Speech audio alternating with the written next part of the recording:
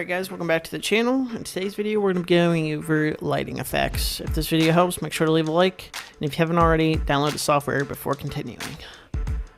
So once you've launched the program, your device is going to display whatever you have hooked up. In this case I have my keyboard. We're going to go under lighting effects. By default, usually a mural is active. In this case we're going to be doing static colors. So we're going to, under hardware lighting, so usually it's going to be like a blank canvas, as you can see here. We're going to hit the plus symbol.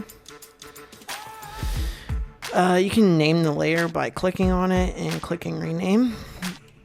We're going to say layer. And now it's renamed. So under custom, we're going to do static. Here you can do like quick selections. If you want the WSD and like number pad, for example, to be a different color compared to the other keys, you can do it that way. We're just going to do it like that. And we are going, actually we're just going to leave them white for right now. And then we're going to come over here and make another layer. Name it purple.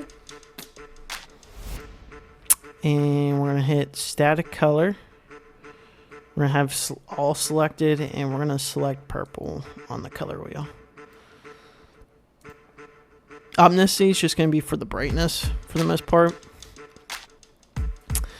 And you're able to obviously treat it like layers, so we're going to move this to the top, so that way our white shows with our purple. And yeah, that's basically how you do it for static color. Hope this video helped. If you guys want more videos like this, let me know by leaving a like. Obviously, this lets me know what kind of content to put out. And we'll have to go farther in. Obviously, there's been changes to the software since I've done a video on it. Like I said, there's murals now. There's different lighting effects. Don't really know too much about them, so I'm gonna have to look into them. You can also do a bunch of different stuff.